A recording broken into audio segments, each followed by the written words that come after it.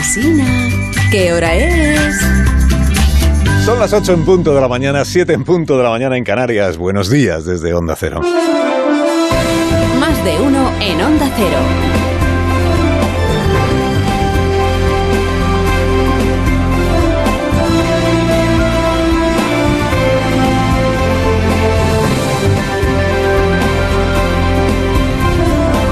¿Qué tal? ¿Cómo están? Bienvenidos a una nueva mañana de radio, la última ya del mes de marzo de 2022, es día 31 y esto se acaba, pero mañana no pasa nada porque empieza otro mes que es abril y que traerá nuevos sustos, nuevos sobresaltos, nuevos disgustos, esperemos que también alguna alegría. No llegó al 10, pero casi. O sea, todos los efectos, pues como si hubiera llegado. La inflación, quiero decir, los precios en subida acelerada, esta enorme avería que amenaza con gripar la recuperación económica. O sea, aunque no terminemos de salir nunca de la crisis que provocó la pandemia, allá por marzo del año 2020, o que empezó ahí. La avería que amenaza la recuperación económica del conjunto del país y de quienes habitamos el país. A esta hora ayer nos preguntábamos, igual usted lo escuchó, cómo de cerca se quedaría el IPC del mes de marzo, del temido 10%, los dos dígitos. Y ya viste lo que pasó, que quedó 2 décimas por debajo de ese 10%, 9 puntos y 8 décimas por encima del dato de hace un año. Es un mal dato que afecta a nuestra economía, a nuestra sociedad. Es un mal dato, dice el presidente Sánchez, como si fuera meritorio reconocer que... Si es que no es que sea un mal dato, presidente, es que es un dato horrible. Es mucho peor que malo. Es el peor de los escenarios que manejaba el propio gobierno hace solo 2 semanas, en los análisis que se hacían fuera de micrófono.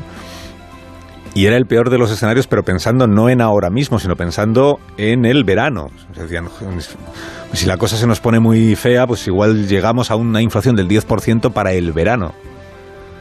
Es que estamos en marzo.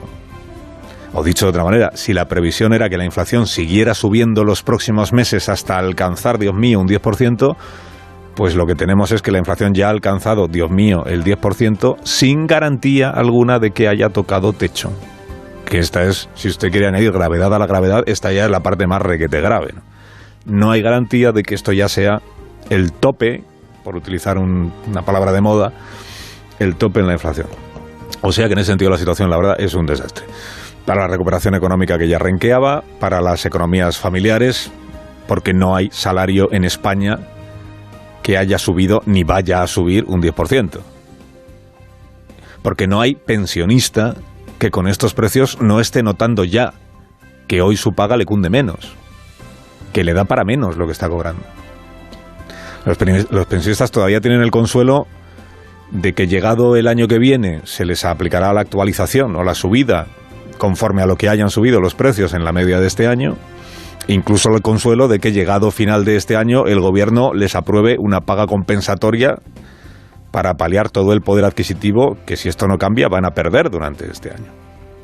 Para los pensionistas ese consuelo existe, para los asalariados no existe ese consuelo. Por más subvenciones, por más descuentos y por más créditos ICO que anuncia el gobierno, es que no hay descuento de 20 céntimos por litro de gasolina que te compense un 10% de inflación. Por eso lo prioritario es que cambie la tendencia. Y añádale usted a eso la incapacidad plena que en este momento existe para saber cómo acabará lo de Ucrania. Incluso cuándo acabará lo de Ucrania. Y cómo se resolverá en Europa la ruptura energética con Rusia, si es que finalmente esa ruptura se consuma y se resuelve o no, de alguna manera. Y, es decir, añádale a todo lo que venimos contando esta palabra maldita que utilizan los economistas, que es incertidumbre. Incertidumbre. Y lo que sale de todo ese cóctel que acabamos de repasar, pues es que en efecto estamos en una situación muy grave o en una situación límite, que es como la llamó ayer, en vísperas de su coronación, el nuevo líder del PP, Núñez Feijóo. Por supuesto que el Partido Popular, como partido de Estado, sabe perfectamente la situación en la que estamos viviendo, una situación límite. Una situación límite. El PP es consciente de que estamos en una situación límite. Está sugiriendo a Núñez Feijóo, esa impresión tengo yo, que la gravedad del momento va a pesar en las decisiones que él tome a partir del lunes, ya como líder coronado, ¿no? O sea que pese a los reproches que ya le ha hecho Feijóo a Pedro Sánchez por aprobar medidas por decreto en lugar de pactarlas primero con los grupos parlamentarios, o al menos con el principal de la oposición, por prometerle en la isla de La Palma que bajaría impuestos y ahora limitarse el presidente a mantener bajado lo que ya estaba bajado. Pese a esos reproches, la predisposición de apoyar al Ejecutivo para afrontar una situación límite, es decir, una crisis de caballo como esta, parece que es una predisposición firme. ¿En qué se acabe traduciendo? Eso ya habrá que verlo. Bueno, con estos niveles de inflación el gobierno empieza a aplicar el lenguaje coronavírico a lo de los precios, ¿no? La curva que hay que doblegar. ¿Se acuerda usted de estas expresiones, ¿no? De la curva, del pico, de la cima, de la meseta, de la pared. Pues ahora la curva que hay que doblegar es la curva de la inflación, la curva de los precios, que en este momento está en modo pared, o sea, está en modo turmalet. Si contra el virus se recurrió al confinamiento como medida de choque para contener los contagios e intentar doblegar la curva, ahora contra la inflación se recurre a ponerle tope al precio del gas. O sea, que los proveedores no puedan ofertar el gas por encima de 30-40 euros el megavatio hora, para que eso permita que no arrastre el gas consigo al precio total de la electricidad.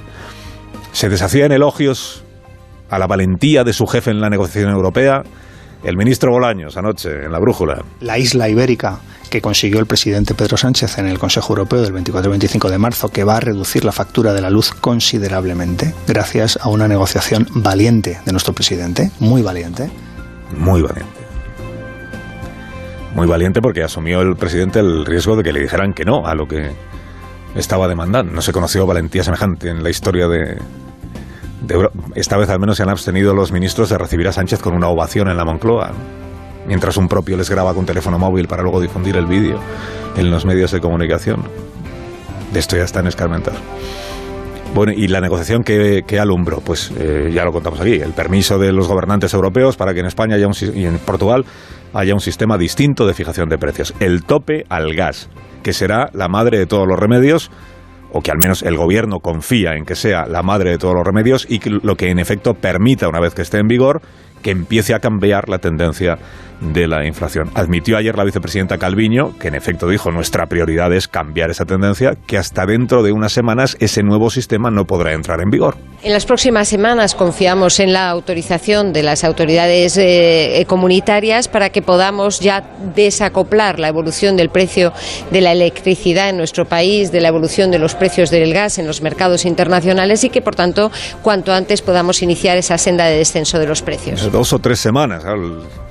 La confianza del gobierno es persuadir a la Comisión Europea, señora von der Leyen, si nos está escuchando, de que se recorten esos plazos. En lugar de esperar 3 semanas, esperamos 2, pues mucho mejor si esperamos 1, que se dé prisa la Comisión Europea, porque cada semana con estos niveles de precios es un drama para la economía de un país, del nuestro y de los otros que están en niveles de inflación. La mayoría de los países de la Unión Europea están por debajo de nosotros también en esto, en nivel de inflación, pero tampoco están para tirar cohetes, entiéndame. El gas se ha encarecido en un año, no un 10% como los precios, el conjunto de los precios. El gas en un año se ha encarecido en España un 800%. La guerra en Ucrania, o como dice el gobierno, la guerra de Putin solo ha agudizado una situación que viene produciéndose desde el verano. O exacerbado, como dijo ayer el presidente del gobierno, por más que su ministra de Hacienda, la señora Montero, diga que la causa exclusiva del encarecimiento es la guerra. Era una situación que ya el gobierno venía anticipando y por tanto el paquete de medidas viene justamente para hacer frente a esta situación provocada exclusivamente por la guerra de Putin. Exclusivamente. Si el propio presidente ayer recordaba o alegaba que él ya bajó el IVA de la electricidad, y es verdad, en el mes de julio. La guerra en Ucrania lleva un mes y pico. Mes de julio. O sea, exclusivamente no, ministra. Agravado, sin duda, por la guerra en Ucrania. España, les digo que en esto está también entre los países de la parte alta de la tabla de inflación en la Unión Europea. Parte alta en la que no estamos solos, naturalmente. Hay otros países que están un poquito mejor que nosotros en inflación, pero fíjese qué números estamos manejando también. Alemania, que también publicó ayer su dato adelantado. Hoy creo que conoceremos el de Francia. Alemania, principal economía de la Unión Europea. Dato de inflación adelantado del mes de marzo, 7,3%. Que bueno, España está en el 10, está peor, sí, bueno, pero Alemania 7,3%. Con el agravante de que si hay un país en la Unión Europea que depende energéticamente del gas ruso, es Alemania.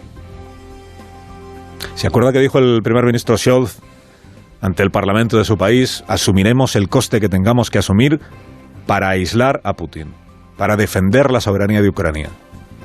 Las sanciones comerciales tienen como consecuencia que se agrava el precio del combustible, lo asumiremos. El combustible, el gas, de las fuentes energéticas. Pues se refería a esto el primer ministro. El gobierno alemán ayer activó el plan de emergencia que incluye la posibilidad de racionar el gas a las empresas y a los consumidores. Lo activó porque Putin había dicho que todos los contratos de suministro del gas ruso se tendrían que pagar en rublos. Es una manera de aumentar las divisas que tiene Rusia. Si Alemania para pagar el gas tiene que cambiar primero euros por rublos, al final es Rusia quien tiene euros en lugar de rublos. Bueno, había dicho eso el ruso, es verdad que lo ha regulado. Y ayer admitió que Alemania pague en euros y no en rublos, pero el gobierno del señor Scholz mantiene la alerta y mantiene el llamamiento a la población alemana para que se apriete los machos e intente consumir menos gas en casa. Aquello que tanto irritó a algunos cuando lo dijo José Borrell, lo de bajar 1 grado del termostato de las calefacciones, ¿se acuerdan? Pues esto en alemán se dice: contribuyamos todos al sostenimiento del país consumiendo menos energía importada. Y esto es lo que está diciendo el gobierno de Alemania. Con esta palabra, racionamiento, que es una palabra muy temida, claro, porque lo que evoca es escasez, depresión económica y pobreza. Carlos Alsina en Onda Cero.